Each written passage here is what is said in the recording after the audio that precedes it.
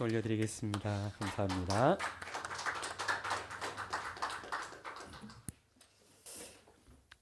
오늘 오후 예배는 주중에 함께 새벽에 들었던 말씀 중에 꼭 여러분들과 함께 나누고 싶은 말씀 본문을 잡고 함께 은혜를 나누고 있습니다. 지난 주간에는 고난 주간이었습니다. 그래서 예수님께서 고난의 한 주 동안 밟아 주셨던 그 여정들을 쭉 살펴보았는데요. 특별히 예수님의 말씀 중에 성전에 대하여 하셨던 말씀, 오늘은 부활주일인데요. 이 부활의 주님께서 온전케 성취하시고 이제 우리에게 베풀어 주시는 그 은혜가 있는데, 그 은혜 앞에 예수님께서 말씀하셨던 그 중요한 내용을 좀 함께 살펴보려고 합니다. 특별히 마태복음 21장부터 25장까지의 내용을 새벽에 다룰 때요, 이제 그러한 좀 말씀을 드렸어요. 예수님께서 예루살렘을 입성하고 그리고 25장까지의 이 내용을 다룰 때 예수님께서 굉장히 많은 말씀을 하셨고 집중적으로 이 말씀을 다루셨다는 얘기예요. 그래서 10번 가지고도 부족한, 한 15번을 해야 여기서 예수님이 하신 말씀을 좀 세부적으로 전할 수 있을 것 같습니다 라고 말씀을 드렸는데, 또 시간이 부족하다 보니 다 나누지를 못했습니다. 오늘 오후 예배 시간에 이 부분에서 또 중심적인 집중적인 내용을 간략하게 한 번 더 여러분들과 함께 자세하게 살펴보고자 합니다. 21장에서 25장 내용은 어떤 내용이냐면요, 예수님께서 예루살렘으로 이제 공생의 후기죠. 이 일주일 동안 예수님이 십자가 사역을 감당하십니다. 예수님께서 3년의 공생의 사역을 하셨다면 이 일주일의 기간은 이제 예수님께서 무엇에 집중하시냐면은 이 십자가 사역에 집중을 하시거든요. 근데 십자가 사역 중에서도 본문을 살펴보면 21장에 예수님께서 예루살렘에 입성하시죠. 호산나 다윗의 자손이요 하고 이제 종려나무가지를 흔드는데, 그날 예수님이 예루살렘 성전에 잠깐 들어가십니다. 그래서 성전이 어떠한 상태인지를 둘러보시고 그리고 다시 나오세요. 그리고 첫째 날이 되는 날 예수님이 다시 들어가셔서 그 유명한 예수님이 막 장사하고 막 이렇게 하는 사람들을 막 상을 이렇게 얻고 막 하십니다. 그러면서 성전은 기도하는 집이다 이렇게 이제 말씀을 해주시죠. 그리고 나서 예수님께서 특별하게 많은 일을 하지 않으시고 그리고 병든 사람 또 약한 사람들을 고쳐주시고 나오세요. 그리고 그 다음 날 성전에 다시 들어가십니다. 그 다음 날 들어가시는 성전이 이제 예루살렘 성전에 예수님 마지막 들어가시는 날이에요. 그날 들어가서 예수님께서 21장부터 23장까지 많은 말씀을 나누세요.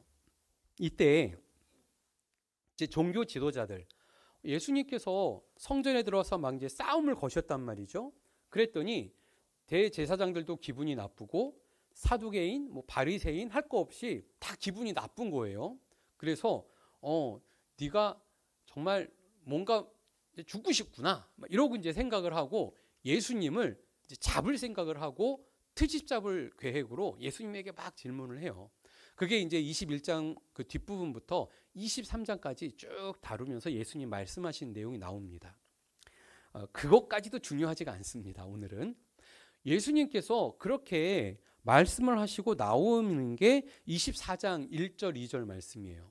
그러면서 예수님께서 성전을 향해서 뭐라고 말씀하시냐면은 이 예루살렘 성전, 아름다운 성전이죠. 그리고 유대인들은 그 성전이 어떠한 곳이었냐면 하나님의 영광이 머물고 하나님이 함께 해주시고, 그래서 유대인들이 기도를 하면 주님께서 그 기도를 들어주시고 역사를 바꾸어 주시는 아주 중요한 장소였단 말이죠. 근데 그 성전을 향해서 예수님이 뭐라고 말씀하시냐면 돌 위에 돌 하나도 남아있지 않을 것이다 이렇게 말씀을 하십니다. 굉장히 충격적인 얘기예요. 게다가 예수님 제자들도 어떤 사람들이에요? 유대인들이에요. 그러니까 성전이 얼마나 중요한지 성전은 생명보다도 중요하게 여겼던 유대인들이었어요. 근데 예수님께서 그 성전을 향해서 돌 위에 돌도 하나 남지 않을 거라고 말씀을 하시니 충격이 어느 정도인지 좀 이해가 되십니까? 그거를 듣고 제자들이 어떻게 했어요? 이게 무슨 말씀이시지? 그러면서 제자들이 이제 해질녘에 이렇게 나오면서 예수님께 묻습니다. 그럼 주님, 저 성전은 어떻게 되는 겁니까? 라고 말씀을 하시는데 예수님께서 그 내용이 24장, 25장이 이어집니다. 자, 예수님께서 왜 성전이 무너진다고 말씀을 하셨을까요? 그 이유는 예수님께서 새로운 성전, 그죠? 옛 성전은 무너질 것이고 이제 새 성전이 세워질 것을 강조하시고 계셨어요. 그리고 그것은 어떻게 이루어지는 거냐면 예수님께서 높이 십자가에 달려 죽으시고 3일 만에 부활하심으로 이 새로운 성전이 온전히 세워지게 될 것을 약속하신 거죠. 그 중요한 여정에 예수님께서 말씀하시는데요. 저도 이 본문을 보면서 궁금하고 의아한 게 있었습니다. 아니, 예수님, 옛 성전은 그래요. 이제 옛 것이니까 그렇게 정리를 한다 치고 새 성전은 예수님이 십자가에 달려서 이제 죽으시고 부활하신 다음에 새 성전을 만드실 건데 근데 꼭 그렇게 성전을 무너뜨리고 그리고 꼭 그 다음에 말씀이 이제 되게 무서운 말씀들 나온단 말이에요. 뭐 하나님께서 뭐 심판하실 것이고 뭐 재앙이 임할 것이고 막 이런 내용. 여러분 계시록에만 있는 게 아니에요. 여기 마태복음 24장에 보면은 아주 적나라하게 나옵니다. 그래서 뭐 아기가 있는 사람은 뭐 불행할 것이고 막 이런 말씀하면서 그날의 끔찍한 내용이 쫙 나와요. 예수님께서 성전, 새 성전을 만드시는데 꼭 이렇게 무섭게 말씀을 하셔야 되나? 여러분 그런 생각 안 해봤습니까? 그리고 그 다음에 25장에 무슨 말씀을 하시냐면요. 천국 비유에 대해서 말씀합니다. 천국에 대해서 말씀을 하시는데요. 비유의 말씀을 하시는 거예요. 그리고 그 중간에 무엇이 있냐면 오늘 우리가 함께 읽으셨던 바로 이 무화과 나무에 대한 비유가 나옵니다. 열매가 없는 무화과 나무를 향해서 예수님께서 이제 저주하시잖아요. 저는 이 무화과 나무가 좋습니다. 성경에 이렇게 나오니까. 그리고 예수님께서 막 이파리가 무성한데 열매가 없는 걸 보고 예수님께서 막 저주도 하시잖아요. 근데 무화과 열매가 있을 때 얼마나 맛있고 또 풍성합니까? 제가 이 목포를 좋아하게 된 또 배경 중에 하나. 여기 여름에 무화과가 이렇게 많이 난다면서요? 예, 저 기대하고 있습니다. 무화과가 나는 거를 직접 이렇게 눈으로 보고 싶어요. 이 풍성한 이 성경이 살아 역사하는 도시입니다. 그죠? 예, 무화과 열매를 기대하게 되는데 오늘 특별히 본문에서 이 무화과 나무를 통해서 예수님이 말씀을 하고 계신다는 거죠. 그래서 이제 과연 이 성전, 예수님께서 부활의 영광으로 새 성전을 만드시는데 왜 24장, 25장에서 이렇게 성전에 대해서 자세하게 재앙에 대한 얘기, 천국 비유에 대한 말씀을 하셨을까? 이제 부활하신 예수님이 우리와 함께 하시기 때문에 이 본문의 말씀이 우리한테 의미가 있어야 돼요. 왜 예수님이 십자가에 달려 죽기 전에 이 말씀을 하셨는지 이제 우리는 이것을 좀 알아야 됩니다. 그렇죠? 그래서 오늘 이 말씀을 우리가 함께 살펴보려고 합니다. 먼저 24장 3절로 51절까지의 내용은 심판의 여정이에요. 예수님께서 옛 성전이 무너질 것을 말씀하시고 이제 새 성전이 세워져야 할 것을 말씀하시는데 그 성전이 일단 무너지는 것에 대해서 말씀을 하는데 왜 무너뜨릴까요? 옛 성전은. 여러분 그거 생각해 보셨습니까? 그것도 돌 하나도 돌 위에 남지 않게 아주 허무하게 다 무너뜨린다는 얘기 아니에요. 그 문제를 생각해 보면은요. 오늘 유대인들을 생각하면 예수님의 방법이 맞았구나라는 생각이 들어요. 뭐냐면 자, 예루살렘 성전이 무너집니다. 로마의 전쟁에서 패해서 로마 군병들이 들어가가지고 성전을 다 부서뜨리는데 왜 부서뜨리냐면요. 성전 벽돌 사이사이에 금은 보화가 숨겨져 있다고 소문이 났어요.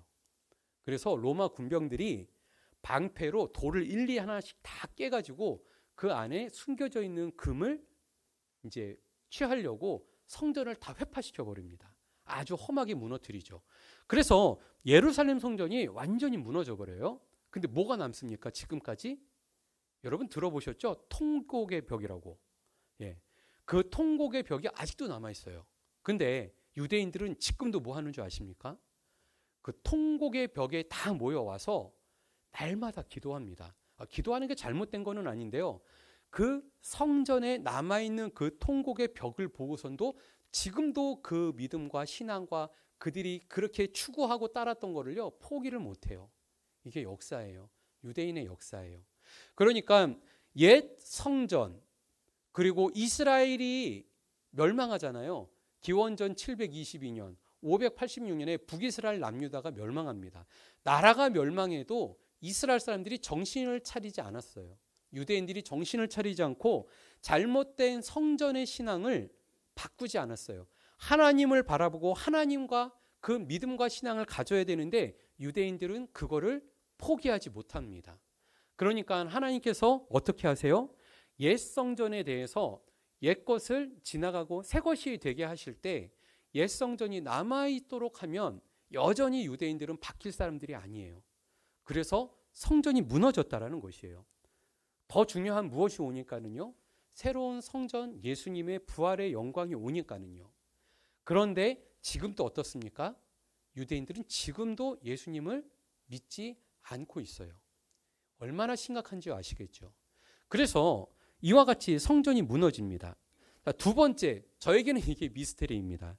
왜 심판의 여정을 이렇게 강력하게 다루셨을까? 새 성전이 되어지는 예수님의 몸을 세워갈 때 성전에 대해서 왜 심판이 그렇게 중요한 걸까요? 옛것에 대한 성전 붕괴는, 그죠? 이렇게 그들의 잘못을 깨닫게 하는 중요한 부분이 있는데요. 그럼 새 것이 도래하는데, 새 성전이 도래하는데 왜 이렇게 심판의 여정을 자세하게 다루냐는 거예요. 제자들이 예수님께 물어봅니다. 여전히 제자들이 예수님의 말씀을 듣고 그리고 뒤돌아보니 그날을 저도 한번 생각해 봤어요. 제자들이 예수님과 함께 성전에서 나와서 돌아가는데 해가 이제 지고 있습니다. 노을이 집니다. 얼마나 아름다웠겠어요? 따뜻한 봄에 해는 지고 그리고 노을이 지는 그곳에 성전이 아름답게 서 있습니다. 그 성전을 보면서 예수님께 물었던 거죠. 예수님, 아무리 봐도 너무 영광스럽고 주님의 영광이 머무는 것 같고 저곳이 천국 같습니다. 예수님, 어떻게 되는 겁니까? 어떻게 되는 겁니까? 라고 물어보죠. 그랬더니 예수님께서 뭐라고 얘기하냐면, 그렇게 아름다워 보이는 성전이지만 그 성전으로 말미암아서 지금 유대인들이 어떠한 심각한 상황에 빠져 있냐면, 예수님을 믿고 하나님을 바르게 믿고 따라야 되는데 그들이 하나님을 따르지 못해요. 독생자 예수님을 이 땅에 보냈어요. 그래서 천국 복음을 전하였고 메시지를 전해주셨어요. 그러면 그 메시지를 듣고 은혜를 받아야 되는데 뭘 믿고 있어요? 건물을 믿고 있어요. 성전을 믿고 있어요. 그리고 그들은 그곳에서 벗어나질 못해요. 이제 유대인의 성전은요, 단순히 성전이 아니라 그들에게는 우상의 숭배가 돼버리는 거예요. 하나님을 믿고 하나님과 하나 되어지고 하나님과 교통하고 소통하고, 그래서 예수님을 알고 예수님을 믿고 예수님의 백성이 되고 하나님 나라 백성이 돼야 되는데 안 바뀌어요. 돌이켜지지를 않아요. 옛것에 매여서 오히려 그것이 그들의 믿음과 신앙을 병들게 하고 더 나아가서 어디까지 가게 됩니까? 이제 예수님을 십자가에 달아 죽이는 자리까지 그들이 지금 그곳을 향해 치닫고 있거든요. 예수님께서는 그것이 보이는 겁니다. 그리고 여러분 보십시오. 예수님을 믿고 구원받는 여정을 우리는 예수님을 믿으니까 모든 죄사함 받고 구원을 받죠. 그것은 분명히 맞습니다. 그런데 여러분, 예수님을 믿고 구원받는 사람들에 대해서 이렇게 말하는 사람들이 있어요. 저도 좀 이해가 안 되는 부분입니다만 여러분들은 어떻게 생각하시나요? 예수님은 사랑이십니다 라고 얘기를 합니다. 그래서 예수님을 믿으면 천국 갑니다. 이것까지는 용납을 하고 받아들여요. 근데 예수님이 사랑이 너무 많아서 예수님을 믿는 사람도 구원해 주지만 예수님을 믿지 않는 사람도 구원해 줍니다. 이렇게 얘기하는 사람들이 있습니다. 그리고 모든 종교에 다 예수님의 사랑이 깃들어 있습니다. 그래서 어느 종교에 가나 다 구원받습니다. 이렇게 얘기하는 분들이 있어요. 그죠? 제가 처음 얘기한 거 아니죠? 예, 종교다원주의라고 얘기를 해요. 그렇게 얘기를 하는데요. 과연 그것이 맞는가? 예수님께서는 그 날에 대해서 심판의 때에 대해서 말씀을 하십니다. 그리고 자, 지금 유대인들이 성전에 대한 잘못된 신앙으로 인해서 예수님을 십자가에 달고 죽이려는 이러한 심각한 상황 속에 있어요. 예수님께서는 그들의 심각함에 대해서 그래 사랑으로 다 용서받고 다 구원받을 거야 이렇게 말씀하시지 않는다는 거예요. 오히려 주님께서 뭐라고 말씀하시냐면 그 날에 심판의 때가 있다라고 강조하고 계시죠. 그리고 그 심판의 때는 굉장히 심각한 상황에 놓일 것이다 라고 그 세부적인 내용들을 예수님께서 굉장히 자세하게 말씀합니다. 지금 그 말씀을 누구한테 하고 있어요? 사도들, 제자들한테요. 근데 그 제자들이 뭘 물어봤어요? 해가 뉘엿뉘엿지면서 노을이 지는 그 아름다운 성전, 여러분 그런 옛날 성전에 그 해가 질 때 그 노을빛이 탁 비춰가지고 건물이요 황금색 같이 막 빛나는 그런 걸 보신 적 있습니까? 제가 그 인도의 타지마할에 선교를 갔다가 타지마할묘를 해질녘에 봤는데요, 되게 이뻐요. 아주 이뻐요. 예, 이렇게 이게 우리 이 세상이 맞나 싶을 정도로 되게 아름답더라고요. 그 자연의 그 아름다움이 있어요. 이 예루살렘 성전에 그 아름다움이 있었다는 얘기예요. 그거를 보고서 제자들이 아무리 그래도 주님 저거는 그렇게 망가뜨리지 않았으면 좋겠어요 하고 마음을 담아서 예수님한테 한마디 했다가 혼난 거예요. 저거 다 무너질 거야. 그리고 하나님의 날 심판의 때가 있어. 자, 우리는 이 성전을 보면서 무슨 마음을 먹어야 돼요? 아이고 아름답다. 영원할 거야. 주님의 영광이 함께 할 거야가 아니라, 자, 그 영광은 어디에 있다고요? 예수님에게 있어요. 예수님이 부활의 영광 안에 새 성전에 우리에게 주셔요. 자, 보세요. 이 아름다움이, 이 풍성한 은혜가 우리에게 성전이 되는 우리에게 부어주신다고요. 그래서 교회가요 되게 아름답습니다. 되게 아름다워야 됩니다. 이게 이제 겉으로 겉모양만 아름다운 게 아니에요. 교회가 하나님의 영광을 품고 있고 하나님의 영광의 빛을 발산할 수 있기 때문에 세상에서 교회가 아름다운 거예요. 그런데 자, 이 교회가 변질됐어요. 유대인들이 성전을 보면서 변질돼 버리니까 예수님께서 뭐라고 하셨냐면 그러면 안 된다고 얘기해 주신 거죠. 그리고 새 성전을 세우는 겁니다. 우리가 지금도 과거의 성전으로 돌아가면 안 되죠. 우리는 새 성전, 예수님의 부활의 영광에 동참하는 교회가 되어져야 하는 것이에요. 이렇게 예수님께서 새 성전에 대해서 강조하면서 옛 성전에 대한 그리고 하나님의 심판에 대해서 쭉 설명을 합니다.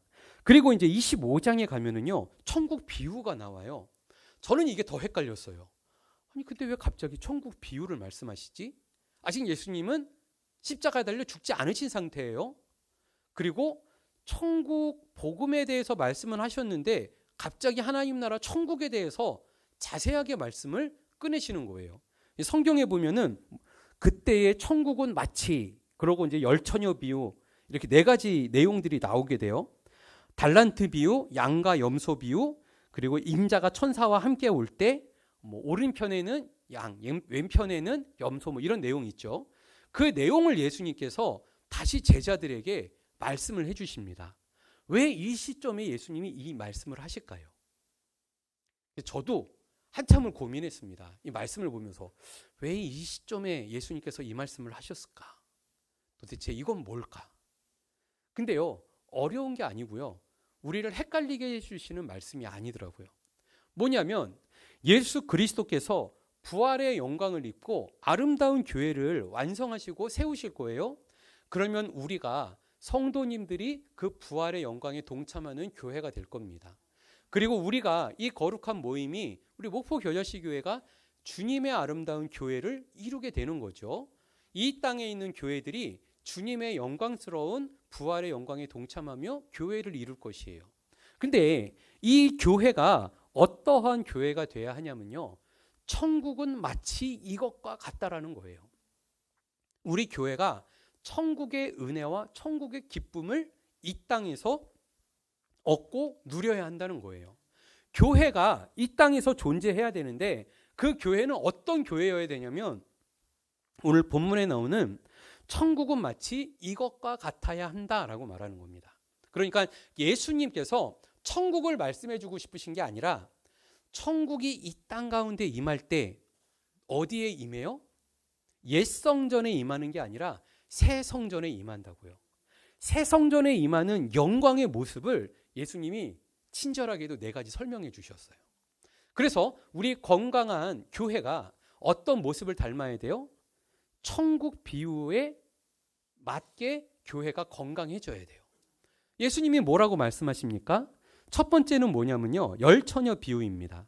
등을 들고 신랑을 맞이하러 나간 그러한 예식을 준비하는 들러리하는 여인들을 얘기를 합니다. 근데 이 여인들에게 무엇이 있어야 돼요? 신랑을 맞이하러 나갔을 때 그들에게 요구되는 건 뭐냐면 등이 아니에요. 등은 이 들러리하는 여인들이 다 하나씩 가지고 있어야 되는 겁니다. 그래서 불을 켜고 이제 신랑이 올 때 맞이하는 거예요. 근데 그들에게 중요한 건 뭐가 있어야 돼요? 기름이 있어야 됩니다. 자, 이 여인들이 등을 들고 나갈 때 어떻게 나가요? 등에 기름을 안 넣고 나갈까요? 아닙니다. 기름을 넣고 나갑니다. 보통 들러리 나갈 때 이 신부들은요, 기름병에 이 등에 기름을 채워서 나가는 거예요. 불을 켜야 되니까. 불을 켜서 가지고 나가는 겁니다. 꺼진 등을 갖고 나가는 게 아니라 켜서 나가는 거예요. 신랑을 기다리러. 가지고 나가서 신랑을 기다리는데 오늘 본문에 보니까 신랑이 늦습니다. 그래서 등잔대가 어떻게 됩니까? 불이 꺼져 가는 거예요. 이게 천국과 같다는 거예요. 불이 꺼질라 그러네. 아직 신랑이 안 왔는데 무엇이 필요해요? 기름이 필요합니다. 그래서 천국은 어떻냐면 기름이 필요한데 기름이 부족하지 않아야 된다라고 말씀하는 거예요. 그죠? 우리 교회가 주님 안에서 성령으로 은혜가 충만해야 됩니다. 근데 언제까지 은혜가 충만해야 돼요? 잠깐 충만할 수 있습니다. 다 충만합니다. 교회가 원래 다 충만합니다. 근데 중요한 건 뭐예요? 계속 충만해야 합니다. 주님 오실 때까지 기다려야 됩니다. 그래서 기름이 부족하면 안 됩니다. 우리가 은혜 한번 받고 교회에서 나는 구원 받았으니까 끝 아닙니다. 그렇게 끝내시면 안 돼요. 모르겠어요. 주님이 와봐야 알아요. 예수님께서 구원받은 백성들을 데리고 가실 때 제가 누구는 가고 못 가고 말씀 못 드리죠. 근데 중요한 말씀을 드릴 수 있을 것 같아요. 성경에서 보니까 기름이 있어야 한답니다. 언제까지요? 신랑 오실 때까지 기름이 있어야 된답니다. 그래서 은혜 받고 끝이 아니라 이 은혜가 계속 이어져야 한다는 거예요. 우리 교회가 뭐가 충만해야 됩니까? 은혜가 충만해야 됩니다. 그래서 말씀으로, 기도로, 예배로 늘 은혜가 충만해야 돼요. 언제까지? 예수님 오실 때까지 충만했으면 좋겠습니다. 그래서 예수님의 영원한 나라에서 교회가 든든해야 되는 거예요. 주님께서는 이것을 말씀하신 거죠. 두 번째는 뭡니까? 달란트 비유입니다. 맡겨진 책임이 있다는 거예요. 교회로 불러주셨는데 이 교회가 그냥 주님께서 구원해 주셔서 끝이 아닙니다. 달란트가 있는데 그 달란트에 맞게 결실을 맺고 열매를 맺기를 원하신다는 거예요. 달란트를 남기기를 원하신다는 거예요. 주님께서는 그걸 우리에게 기대하시고 소망하고 있죠. 이것이 교회입니다. 우리에게 바라시는 거예요. 새 성전 되신 예수님은 믿기만 하면 되는 거고 맡겨놓고 떠나시는 것이 아니라 이제 그 안에서 우리가 좋은 결실을 맺고 또 그 풍성한 열매를 맺는 것을 주님은 교회에게 바라고 원하십니다. 세 번째는 뭐냐면요, 양과 염소예요. 결국은 예수님이 어떻게 하신대요? 하나님의 때에 오신답니다. 오시면 어떻게 하신다고요? 최종적인 심판이 있고 판결하실 거라는 거예요. 오른쪽과 왼쪽이 있고 양과 염소가 있고 구분을 하실 거라는 거죠. 이건 제 말이 아닙니다. 그냥 예수님께서 십자가에 달리시기도 전에 그냥 이 말씀을 하셨어요. 마태복음에 그냥 있어요. 그래서 예수님은 뭐라고 말씀하시는 거예요? 너희들이 선한 착한 양이기를 원한다 라고 말씀하시는 거죠. 제가 가끔 이런 얘기를 들어요. 예수님을 믿으면서 그래, 예수님 믿고 천국 가는 거니까 나는 그냥 예수님만 믿고 예수님 모실 때 천국 갈 때 그때만 예수님을 믿으면 되겠네. 그러면 그래도 구원은 받아요라고 얘기는 하죠. 해드리죠. 근데 막 한편으로 제 마음은 어떤 줄 아세요? 막 걱정이 돼요. 제가 이제 근데 성도님 걱정됩니다 이 말하면 제가 믿음 없는 사람 될까 봐 어떻게 말을 해야 될지 모르겠어요. 근데 예수님께서 양과 염소를 구분하신다고 말씀을 하셔요. 그러니까 우리가 이 땅을 살아가면서 성도로서 믿음과 신앙으로 바르게 사는 거요, 잘못하는 거 아닙니다. 착하고 선한 하나님의 백성으로 사는 거, 틀리게 사는 거 아니에요. 예수님이 기뻐 받으시는 하나님의 사람으로 세움받기를 원하셔요. 그래서 주님께서는 그 날에 결국은 최종적으로 심판하신다고 말씀하고 계시거든요. 그러니까 교회가 그죠? 구원받은 성도들이 어떻게 해야 돼요? 날마다 주님 앞에 한 걸음씩 나아가는 게 중요한 겁니다. 그날 그때만 이게 되게 위험한 겁니다. 그래서 저는 우리 성도님들이 계실 때 꼭 이 말씀을 한 번 더 드리고 싶어요. 예수님 잘 믿고 우리 하루하루 주님 앞에 믿음으로 서셨으면 좋겠습니다. 물론 주님께서 판결하시고 판단하시고 다 천국으로 여러분들이 다 우리 천국에서 만날 거라 믿습니다. 근데 우리가 그럼에도 불구하고 믿음과 신앙으로 서기를 바래요. 그리고 네 번째는 뭐라 그래요? 인자가 천사와 함께 올 거래요. 영광의 보좌에 앉으실 텐데요. 자, 양은 오른편에 염소는 왼편에 의인과 악인으로 사는 것에 대해서 강조하고 있기 때문이죠. 그래서 최종 심판에 대해서 예수님 말씀하시는데 교회가 건강하게 서야 함을 말씀합니다. 이제 말씀을 맺겠습니다. 부활의 예수님은요, 우리에게 새 성전으로 오셨습니다. 그리고 부활의 영광으로 우리를 초대하셨고요. 우리가 또한 교회로 한 몸을 이루게 되는 줄 믿습니다. 이제 성전은요, 더 이상 건물로 자리 잡음이 아니라 우리가 성전이 되어서 우리가 함께하는 곳이 성전이 되고 이곳이 또 예배당이 되고 성전이 되어지는 것이죠. 우리의 삶의 전체가 성전이 되어지고 성전으로 세워지는 것이다. 그래서 아마 말씀을 많이 들었을 거예요. 예수님과 함께 성전을 이루어가는 것이 성도의 삶입니다.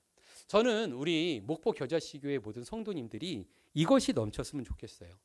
예수님의 성전, 예수님이 함께 하셔서 내 마음에 기쁨이 넘치고 감사가 넘치고 그리고 행복이 넘쳤으면 좋겠어요. 은혜가 넘쳤으면 좋겠어요. 왜냐하면 주님이 함께 하시니까. 그러니까 보이지 않던 것이 보여요. 주님이 함께 하시니까 성전이 돼요. 성전에 머물렀던 영광이 이제는 돌 위에 돌도 하나 남지 않고 그 성전이 무너질 거라고 했어요. 그 영광은 다른 데로 가는 것이 아니라 그 영광은 이제 예수 그리스도의 부활의 몸에서 영광을 드러낸다는 것이죠. 바로 믿음의 성도님들을 통해서 그 영광이 함께한다고 약속하십니다. 그 영광 안에서 우리가 기쁨과 감사를 누릴 수 있기를 바랍니다. 주님께서 베풀어 주시는 이 은혜를 마음껏 누리는 복된 성도님들의 삶이 다 되시기를 예수님의 이름으로 축복합니다. 기도하겠습니다. 사랑의 주님 감사합니다. 하나님의 나라와 하나님의 의를 이루는 저희들의 복된 삶이 되게 하시고 하나님의 뜻을 이루는 저희 모두가 되게 하여 주옵소서. 예수님의 이름으로 기도드립니다. 아멘. 찬송가 167장입니다.